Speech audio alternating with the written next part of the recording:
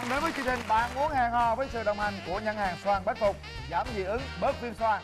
Kính thưa quý vị, hôm nay là mùng 3 Tết thì không khí xuân vẫn còn tràn ngập khắp mọi nẻo đường. Và với một ngày xuân như thế này, hy vọng các cặp đôi sẽ tìm thấy một điểm chung, hòa nhịp đập cùng trái tim và cùng nhấn nút hẹn hò trong ngày mùng 3 Tết hôm nay. Thùy Linh và Cát Tường xin thông báo một cái tin rất là vui đầu năm thưa quý vị, đó là bạn Duy Linh và bạn Yến Vi đã là một cặp đôi hoàn hảo rồi quý vị. Chúc phúc cho họ và chúc cho họ sẽ sống đến răng long đầu bạc.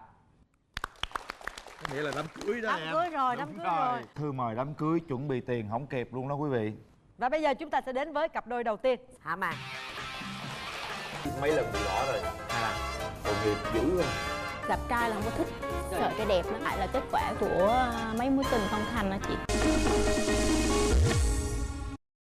Mời bạn nữ bước ra sân khấu.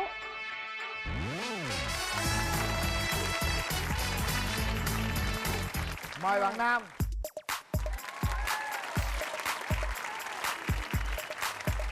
Trời, cái mặt thì ghét quá nha. Dễ ghét lắm hả? Dễ ghét lắm, mặt là dễ ghét lắm. Chúng ta sẽ giới thiệu về bản thân mình trước, ưu tiên cho bạn nữ. Dạ, chào chị Cát Tường ạ. Em chào anh Quyền Linh ạ. Chào Chào bạn. quý vị khán giả. Em tên là Huỳnh Thị Ngọc Ánh, em 27 tuổi. Công việc của em là kế toán. Em đến từ Phú Yên ạ. Rồi, mời bạn trai giới thiệu. Dạ, chào anh Quyền Linh, chị Cát Tường, chào các bạn khán giả. Em tên là Nguyễn Văn Thắng, quê Bến Tre. Hiện tại công việc của mình là dạy giáo viên tiếng Nhật và có học thêm nấu ăn. Em đi học tiếng Nhật là lúc nào mà giờ dạy tiếng Nhật? Em đi xuất khẩu đồng về 3 năm và hiện đang dạy tiếng Nhật. Vậy à. Dạ. Chúc mừng năm mới khán giả truyền hình cũng như là chúc sức khỏe của Linh Cát Tường bằng tiếng Nhật đi. Dạ. Minasan, kyonen, akashimate, omedetou gozaimasu. Minasan, konnichiwa, genki na, shigoto to, ganbarimasu. Là gì? Dịch luôn đi. Năm nay chúc mọi người năm mới vui vẻ, thật nhiều sức khỏe, công việc hưởng lợi. Arigato, arigato. Arigato. Arigato. Arigato là cảm ơn đó. Tôi ở bên Nhật 3 năm. Dạ. Về đây cũng khá lâu rồi. Không Dạ. có lẽ không có tìm được một cô gái nào cho hợp với mình hả? Dạ có chứ, lúc trước có quen về nhưng mà chia tay rồi. Sao chia tay? Quen được người khác, bỏ em cơ. Bỏ em. Dạ. Mấy lần bị bỏ rồi? 2 lần. Tội nghiệp dữ không? Thế thì mình giới thiệu đi em. Dạ, em thì gặp trai là không có thích. Gì kỳ vậy? Con trai lo rồi đó. Tại là kết quả của mấy mối tình không thành đó chị. Ồ, đạp vỏ dừa, thấy vỏ dừa là sợ nữa. Bây giờ là thích lại rồi. Giờ thích lại rồi. Dạ. Mình có đặt ra cái mẫu người bạn trai mình muốn tìm khi đến với chương trình là như thế nào? Đừng quá đẹp trai, sợ cái đẹp lắm. Ủa sao ngược với tôi dữ vậy trời? Người thon thôi, đừng có mập quá. Thon. Lần đầu tiên tôi nghe thích bạn trai người thon thôi. Bữa nay đến với chương trình là bạn gái có món quà tặng cho bạn trai rất đặc biệt, mình tặng luôn bây giờ cho em. Dạ. Bạn trai lắng nghe nha. Người con trai mà em nhớ mong có một nụ cười dễ thương. Lần đầu tiên gặp nhau anh đã cho em vấn vương. Một cô gái chỉ biết hát ca như em biết cách nào để nói ra. Đành phải dùng một lời thương mến từ lâu đã rất thân quen. Người yêu ơi, yêu mình em được không? Từ giờ và sau này xua lạnh hơi đêm mùa đông. Là ngày ta xuân vầy quá lắm, con tim hao gầy lắm trong tình yêu đông đầy. Hãy để em chứng minh cho anh thấy. Người yêu ơi, yêu thì có gì sai, đâu có sai đâu. Không là anh thì là ai? Hãy để anh đưa về, là tình yêu mãi mê. Mặc kệ người ta cười chê, bởi vì tình yêu là thế. Làm người yêu em nhé baby, rồi làm chồng em nhé baby.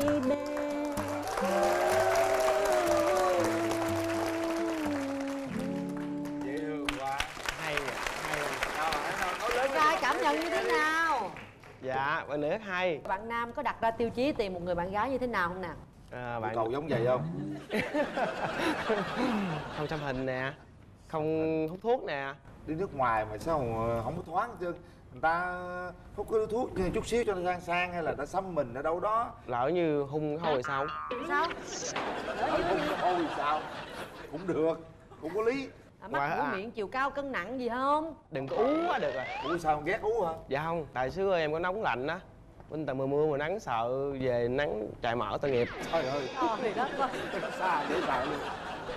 Giờ tôi qua tôi hỏi nè, ở Bến Tre là nhậu dữ lắm phải không? Em nhậu ít lắm. Là cỡ mấy lít? Lúc trước 4 thằng lít, bây giờ 2 thằng lít. Cái này phải chơi nha. Cũng được. Đã chuẩn bị gì chưa? Dạ rồi, đồ đám cưới. Có luôn rồi hả? Dạ. Bạn trai á là nhậu dữ lắm á, em có chịu nhậu không? Hơi sợ. Sợ lắm hả? 2 ba chai là em nghỉ rồi.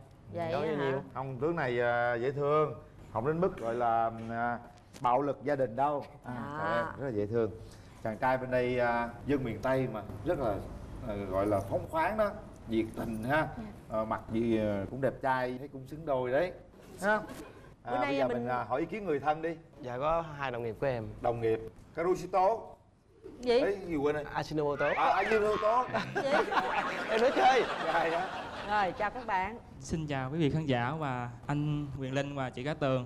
Thắng theo mình quan sát nãy giờ thì bạn nữ này là yêu cầu Thắng thì là khoảng 8 đến 9% là ok. Sợ là về là sẽ ăn hiếp Thắng vì Thắng rất là hiền, dễ tính, rất là nuông chiều bạn gái à. Dạ. Ở bên đây người ta Em hiền cũng khô à. Em cũng hiền.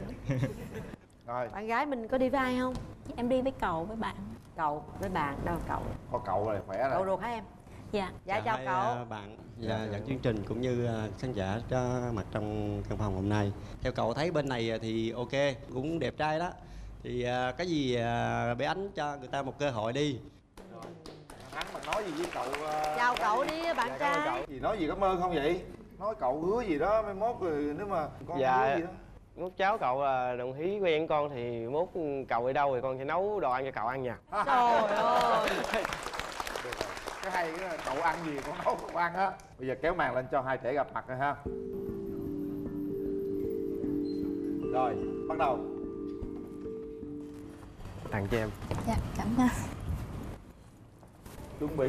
Tối hôm qua anh khắc cũng phòng tay giờ lên tặng em để em. Cảm ơn em. Nói đi, ý nghĩa tặng cái khắc cái đó là gì, nói luôn đi.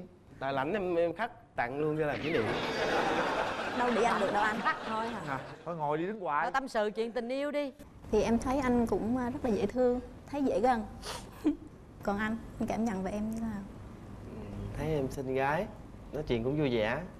Kế hoạch mình tính tới hôn nhân thì sao? Bạn trai mình chủ động đi, bạn gái Còn đi. nếu mình có hẹn hò thì mình có thể khoảng bao lâu mình cưới nhau? Đó, Thì khoảng chừng 6 tháng đến 1 năm. nhanh quá bạn trai chuẩn bị kịp không? Hỏi chuẩn bị. Không sao đâu, chỉ có gì không kịp thì có cha mẹ ở nhà phụ thêm, với cha mẹ ở nhà cũng hối thúc lắm rồi. Mình không có chuẩn bị hả? Thì em chuẩn bị nhưng mẹ chuẩn bị tinh thần. Còn vật chất Vật chất thì trước khi đi Nhật về em đã dành tiền cưới vợ rồi. có không? Có chứ, đủ tiền cưới vợ. Bạn nhiều nói luôn đi. Thôi không có nói được cơ. Tôi đứng đó tôi thầu đám cưới cho. Nói đi cơ. Thôi không nói cơ. Thôi khỏi nói đi anh ơi. Ngại lắm không nói được đâu. Ủa rồi đám cưới làm mình thuê nhà hàng nấu cho mình luôn cơ. Không cần đâu, để em tự nấu được cơ. Chú rể vô nấu luôn. Vâng. Ôi chú rể đảm đang quá. Em thích đi du lịch không em? Dạ em cực kỳ thích đi bằng xe máy á. Nếu mà sau này nếu có dịp thì vẫn mong có một người chở mình đi. Được, mình sẽ, nếu mà bạn chịu thì mình sẽ làm tài xế cho bạn nha. Bạn nào? Em đây. Em cơ. Nếu mà em chịu hẹn hò thì anh sẽ làm tài xế cho em cơ. Nha.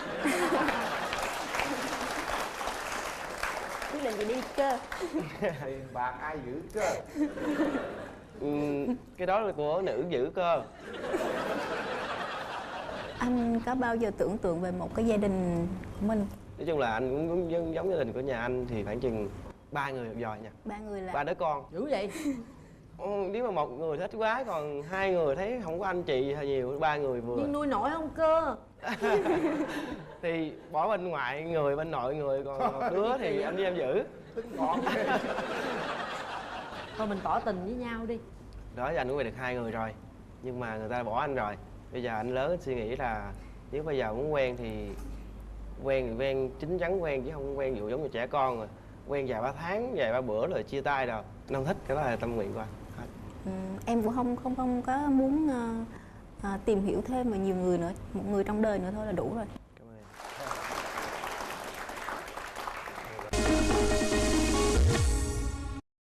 Mời các bạn đặt tay vào nút bấm. Suy nghĩ cho kỹ. 1, Việc rất hệ trọng nha. 2, 3. Hết thời gian.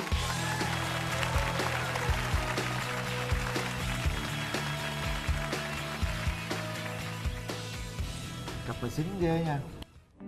Ghê cơ. Phải hung cơ.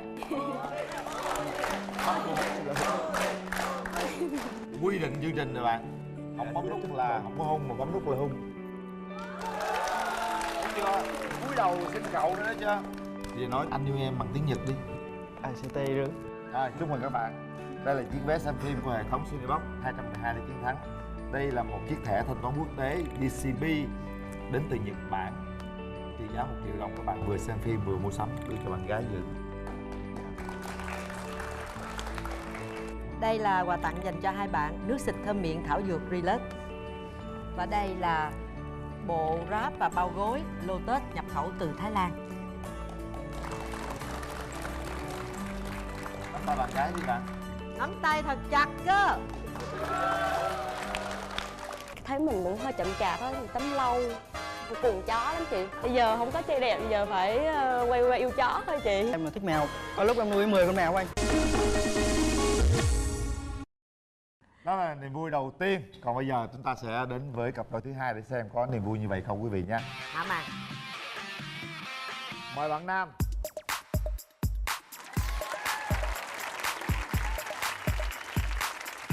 Mời bạn nữ.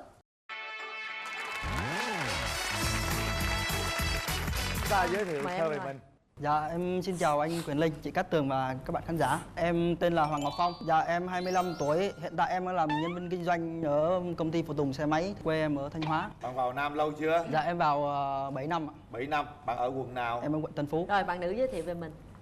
Dạ em xin chào chị Cát Tường, chào anh Nguyên Linh, chào bạn nam bên kia rèm. Em tên là Nguyễn Vũ Ái Nhã, đến từ Bình Định. Hiện em đang làm nhân viên kinh doanh. Mình vào đây lâu chưa? Khoảng 7 năm rồi ạ. 7 năm rồi ha. Mình giới thiệu về mình chút xíu đi, những cái điểm mạnh và những cái nhược điểm của mình là gì? Em thì tự nhận mình là một cô gái cũng năng động á, vui vẻ. Đặc biệt là em cũng thích nhảy nhót. Những cái nhược điểm của mình là gì? Em thì hơi thấy mình cũng hơi chậm chạp á, tắm lâu. Cái gì lâu? Tắm lâu cỡ 20 phút quá chị. Làm gì vậy chồng? Bún xua tùm lum hết chị.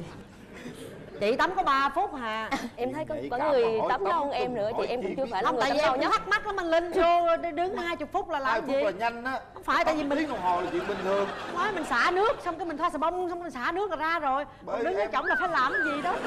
Nó phải 20 phút không có gì. Dân Bình Định vậy là vô buồng tắm đi quyền chồng hả? Dạ không chị. Thôi đâu tắm nhanh nhanh đi, tắm lâu quá mất thời gian quá em ơi. Tính vậy ra cuộc đời mình tắm hết bao nhiêu thời gian rồi. Không, có khi em cũng tự động tự nhiên đang tắm thì hát không, tự phiêu tự nhảy luôn nha chị. Nhảy luôn. Trời ơi. Rồi còn gì nữa không? Cuồng chó lắm chị. Ví dụ đi xe ngoài đường mà thấy mấy cái xe mấy anh chị khác chở chó rồi đi theo như trời ơi dễ thương quá, đáng yêu quá. Em ráng chạy theo để em nhìn con chó vậy đó chị. Trời ơi, đang chạy xe ngoài đường mà cũng đi theo con chó Mê vậy chó luôn. vậy đó hả? Có khi nào thấy cái anh nào giống như con chó nhưng mà mình chạy theo chưa? Dạ không, ví dụ lâu thấy trai đẹp mà đi cùng đường thì chắc cũng chạy theo luôn, ngắm luôn á chị. Vì trai đẹp cũng ngang hàng với chó thôi hả? Bây giờ không có trai đẹp, bây giờ phải quay qua yêu chó thôi chị. Sao Bạn em trai nghe của bạn gái bên kia nói chuyện về em cảm nhận thế nào? Ấn tượng lắm anh. Ấn tượng đúng không? Dạ thích chó, em thích mèo. Mèo hả? Có lúc em nuôi 10 con mèo anh. Phải không? Hai người gặp tên lạ đó. Có bao giờ đi đường thấy mèo chạy theo không? Cũng có đôi lúc ạ. Vậy là thích mèo hay thích gái? Không, cái đó thì cũng ngang bằng. Ngang bằng. Cặp này cũng xứng. Thôi mình nói chuyện về tình yêu chút xíu đi các bạn. Bạn đã trải qua mấy mối tình rồi? Dạ thì nói thật với anh luôn thì không giấu giếm gì hết á. Em đây thì không có dấu diếm nói thẳng hết. chính thức là 4, 4. nhưng mà chưa có mối tình nào mà qua 6 tháng. Bạn có tìm ra một nguyên nhân nào chưa? Nguyên nhân cũng tại vì lúc đó thời đó em là trẻ quá, chưa suy nghĩ chín chắn được. Nhưng bây giờ thì cũng lâu rồi, em cũng muốn có một mối tình mà nó gọi là nó bền vững một chút xíu để Mấy đi tháng? 6 tháng rưỡi. có thể là trọn đời. Đó. Ta phải rút kinh nghiệm từ những mối tình đó để bù đắp cho mối tình sắp tới đây ha. Nhưng mà bạn nam có ưu điểm khuyết điểm gì không? Tại mình nghe nào cũng chưa tới 6 tháng nên mình hơi lo Dạ, lo. ưu điểm của em là em ăn nhiều lắm. Cái lần em ăn tới 2 lon gạo nấu Ăn 2 lon. nên giờ mới về nè. Anh ăn có nửa lon mà sao cũng bự dữ vậy ta? 2 lon là nhiều lắm á. Em thì em biết hát hò, biết làm thơ. Đâu thử làm vài câu thơ tặng bạn gái thử coi. Thì hôm qua em có ngồi ngẫm nghĩ, em viết bài thơ em ghi đây. Em gửi tới anh Quyền Linh, chị Cát Tường và các bạn khán giả và bạn gái bên đây nha. Dạ em cảm ơn ạ. Gặp được nhau sau tấm màn chi kỷ, thổn thức con tim phải tìm phải mượn. Mượn Quyền Linh sơ duyên ta hạnh phúc, mượn Cát Tường dẫn lối cho đôi bên. Mượn quay phim cái hình ảnh đẹp nhất, mượn Chủ nhật phát sóng tình đôi ta. Mượn nụ hoa gửi trăm niềm thương nhớ, mượn con thuyền chở triệu triệu giấc mơ, mượn sóng vỗ ngập tràn tí yêu thương. Không có thiếu lắm. Nhắc chỗ nào mượn cái gì cũng được nhưng đừng mượn tiền là được nha. Sao em cảm nhận bài thơ ảnh tặng cho em như thế nào? Dạ cũng lãng mạn, cũng dễ thương chị. Em cũng tiếp người thuộc người lãng mạn á. Coi mình có tấm lòng mình bộc lộ ra để kiểu lãng mạn thì em cũng Bạn trai có lãng mạn không em? Dạ có chị. Bạn nữ mình có đặt ra một cái chuẩn bạn trai mình mong muốn tìm kiếm là như thế nào không? Dạ ngoại hình là em thích bạn nam cao trên 1m7. Bên kia cao nhiều. 1m71 chị ạ. Rồi, được. Em không thích con trai xòe xòa sao không được, áo quần lửng, áo thun mang dép Lào sạch sạch sạch chị. Dạ, đi hẹn hò hoặc là đi chơi với bạn nữ á, thì nên chỉnh chu Đúng xíu. rồi, đúng rồi. Dạ. Với lại không thích con trai hút thuốc với lại ăn nhậu nhiều. Hút thuốc thì không mà ăn nhậu thì chắc có ít. Dạ em biết là đi làm thì mình phải nhậu nhẹt nào đó để mình tạo mối quan hệ, thì nhưng mà đừng có phải là ngày nào cũng nhậu hoặc là kiếm độ nhậu để nhậu với bạn bè sau đêm suốt sáng, thì em không thích như vậy. Bạn trai cảm giác mình đạt được cái tiêu chí đó bao nhiêu %? Dạ, ngoài cái ăn nhậu ra thì được hết đó chị. Vậy cũng được. Được hết luôn hả? Được hết á. Hay quá. Ăn nhậu thì giảm bớt thôi. Bây giờ không thích gì ở người phụ nữ nè. Nói tôi qua tôi coi coi được không? Dạ em không thích là người phụ nữ là hơi vô duyên á. Ngồi mà gác chân lên bàn để chân xoay qua xoay lại là Coi như ăn coi ngồi coi hướng đó ha. đó. Rồi phụ nữ mà nói nhiều Nói nhiều. Cô không đó nói nhiều lắm đâu. Rồi còn gì nữa? cũng sơ sơ rồi thôi. Sơ sơ vậy thôi ha. Để qua gặp Chuẩn, mình này cô. chuẩn Dạ, luôn. chào anh. Dạ. Chào cô gái xinh đẹp nè. Chuẩn không? Anh Dạ. đây thì cũng trai thế á. Đẹp trai chuẩn của anh hay chuẩn của em anh đâu biết được. Chuẩn của anh. Không, mà em nghĩ là nếu mà từ góc độ nhìn của anh thì chắc là cũng đẹp trai đó. Ta được. tin tưởng anh Quyền Linh đó mà. Dạ. Ta nói rằng phụ nữ Bình Định là dữ dội này kia. Anh cái bài thơ mà con gái Bình Định cầm đôi roi đi quyền là nói là con gái biết múa võ năng động khỏe khoắn thôi, chứ em là người cực kỳ ghét bạo lực anh. Ai mà làm em bực hoặc là làm phiền em nhiều quá thì em chửi thôi, không có đánh đâu anh. Thôi vậy đi ha. Dạ Được dạ. không? Nếu Nhà mà- gái được không? Được, nhà gái được, dễ thương. Rồi. Nhưng mà để tôi qua tôi coi chứ nhiều khi vậy mà lên đây mà bận đồ xòe xòa là coi như mất điểm, là hên xui đi. Sao? Em chào chị. Ồ, lịch sự được, lắm lịch luôn. sự. Có tật xấu gì không? Tật xấu em à? Thì lúc mà em đi làm về mệt á, em ngủ em hay bị nghiến răng. Sao em biết? Các bạn em ngủ chung mới nhắc lại. Nhiều hôm mà em nằm ngủ sáng mai nằm dưới đất là hiểu á. Ủa là Nó sao? đạp xuống đó chị. À vậy hả? Rồi Em hay lo xa lắm. lo xa là lo gì? Ví dụ như đang ngồi mà thấy bạn gái nhắn tin nữa là em nghĩ ngay nhắn tin với thằng nào đó đó. Cái đó không phải gọi là lo xa. Cái đó là người hay nghi ngờ ghen tuông. Lo xa Hoặc- tưởng đâu hoặc là là- bây giờ mà lo cho tương lai của năm sau. Hoặc là nếu mà tổ chức tiệc tùng đó mà chưa ăn em sợ thiếu à. Thì cái đó lo xa cũng đúng. Hay ghen lắm hả? Ngày trước tôi bây giờ thay đổi hết rồi. Ví dụ bạn gái đi làm, bạn gái cũng trẻ đẹp, rồi bạn gái thích nhảy, thích khiêu vũ, ví dụ như nó ôm anh nào khiêu vũ một bản nhạc gì đó thì em Không, tùy tình huống. cũng ghen dữ lắm là chứ đã hết đâu mà hết. Hôm nay bạn đi Lịch với sự ai? lắm, lịch sự. Dạ em đi với anh của em và một số bạn đồng nghiệp. Anh ruột hay là anh họ? Anh họ. Anh họ. Rồi xem ý kiến anh họ thế nào? Xin chào anh Quyền Linh và chị Cát Tường. Về Phong thì hồi nãy Phong rung quá nên không nói được cái điểm rất mạnh của Phong, đó là Phong nấu ăn rất là giỏi. Thứ hai nữa là Phong có một tâm hồn rất là nghệ sĩ. Còn về bạn nữ bên này thì bạn nữ rất là dễ thương. Thì, rất mong hai bạn là cho nhau cơ hội để mà mình tiến tới nó xa hơn. Rồi, cảm ơn bạn. Mình có đi vai không em? Dạ hôm nay em đến với bạn tên là Nguyên, là vừa là cháu họ vừa là bạn cùng trọ của em luôn. Dạ, em xin chào chị Cát Tường và anh Quyền Linh. Thì về dì Nhã là người rất là biết quan tâm và nấu ăn cũng rất là giỏi. Nhiều lúc thì cũng hơi kỹ một tí. Còn về anh Phong thấy là về ngoại hình thì chắc là đạt cũng 80 đến 90%. Có đeo đồng hồ và mang giày, không ai giúp lao. Ủa có đeo đồng hồ, có mang giày, ủa đeo đồng hồ là tiêu chuẩn luôn á hả? Dạ không, thích con trai mang đồng hồ nhìn nó kiểu rất là có phong cách đó chị. Ồ, dạ. Cảm ơn hai bạn. Thôi kéo màn lên nha, để hai bên gặp nhau cái tính gì tính. Dạ. Anh có bó hoa anh tặng em mà. Dạ rồi, cảm ơn anh. Dạ. Lãng mạn nha. Sau khi gặp anh em có cảm nhận gì không? Dạ nhìn anh rất là vui vẻ hài hước. Cho em hỏi là ngoài thời gian mình đi làm á, anh rảnh rỗi anh có sở thích gì không ạ? Sở thích rảnh rỗi thì thường là đi làm về mình tự ra đây chợ mua đồ nấu ăn cơm. Anh có thích một môn thể thao nào hay là thích xem thể thao gì không ạ? Không, anh thích đá bóng lắm. Anh giữ bóng tốt lắm. Giữ bóng mà không phải cầm luôn á. Thủ môn hả anh? Hay là giữ bóng. Ủa lên sân giữ bóng sao đá anh? Đó. Thì ngồi ngoài giữ bóng ngoài đó, đâu vô sân. Ủa như vậy anh có thích xem đá banh không ạ? Hầu như là tối thứ bảy nhật nào anh cũng bỏ thời gian đi coi đá banh. Thích câu lạc bộ nào ạ? Anh thích Real Madrid. Em thích MU á anh. Anh cũng thích MU. Sao hồi nãy anh mới nói anh thích Real mà. Không, nhưng mà hai đội luôn. Cho hỏi là anh có ghét mấy bạn nhảy Hàn Quốc K-pop rồi gì không anh? Anh quẩy thì được chứ nhảy thì thôi. Hả? Bây giờ mở nhạc lên hai bạn quẩy. Quẩy đi. Em muốn nhạc gì? Có nhạc sung làm quẩy à? Rồi. Khiến nhạc sung vô. Đang mùng 3 Tết có cái bài gì sung không? Đúng rồi. Quẩy luôn. Sung lên rồi Biết đâu hai tôi bạn quẩy hai lên tôi coi. buồn hai tôi quẩy chung hai bạn luôn á. Đó. Quẩy. Lên nhạc lên. Lớn lên. Lớn lên. Lên. Quẩy luôn. Đúng rồi. Búng luôn, búng. Yeah. Oh yeah. Mạnh lên nào. Rồi hả?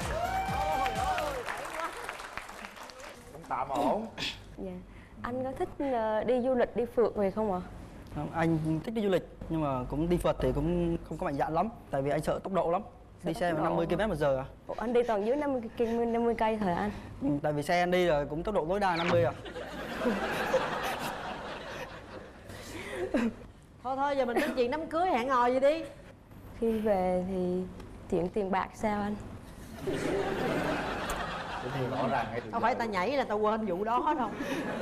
Anh không muốn kiếm vợ để vợ giữ nữa tại vì anh làm bao nhiêu tiền tiêu hết. Tiêu hết. Em cũng hơi tiêu nhiều đó anh, có sao không ạ? Không phải là cái nghĩa là tiền em kiếm về á để nhận vật bao nhiêu hết nó đi hết. Bỏ ngân hàng em. Dạ. Em có một cái yêu cầu gì đặc biệt với anh không? Thì em cũng nói thiệt là em từ trước giờ chưa quen ai hết. Thì đến chương trình hôm nay là em cũng xác định là nếu mà tiến xa được thì sẽ đi đến hôn nhân luôn.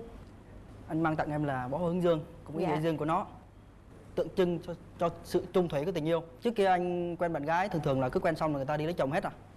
Thì anh cũng hy vọng rằng khi nếu mà có cơ hội quen em thì em cũng sẽ đi lấy chồng, nhưng mà không phải vợ người ta mà là vợ của anh.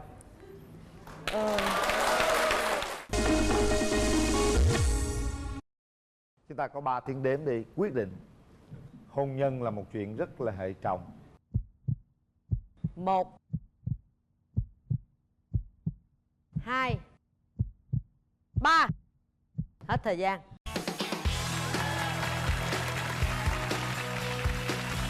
Con nắm tay nhau đi cái đã rồi nói chuyện nè. Bạn gái rất là thật tình. Bạn gái thì mới đếm tới 2 thì đã bấm nút rồi. Nhưng bạn trai thì có vẻ hơi chậm. Lý do tại sao vậy? Bấm 3 bấm luôn mà nó lỡ nhịp. Làm hồi hộp quá bạn ơi. Em cũng hồi hộp. Rồi thôi tặng quà tôi đi. Mình hung cái đi cho nó hết hồi hộp cái đã. Nhanh đi chứ lỡ nhịp nữa là em thì muốn là nếu mà thích bạn không. Hôn nhẹ cũng được. Hôn nhẹ cũng được.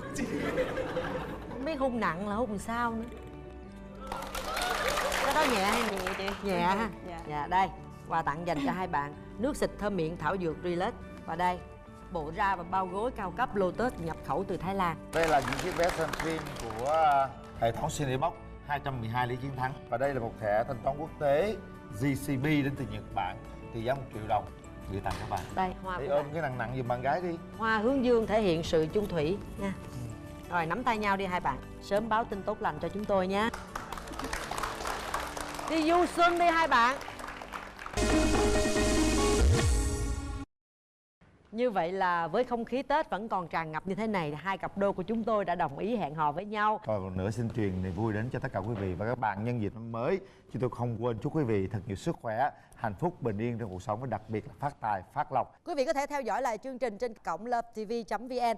Cảm ơn nhãn hàng xoan Bách Phục giảm dị ứng bớt viên xoan đã đồng hành với chúng tôi. Hẹn gặp lại quý vị trong chương trình tuần sau.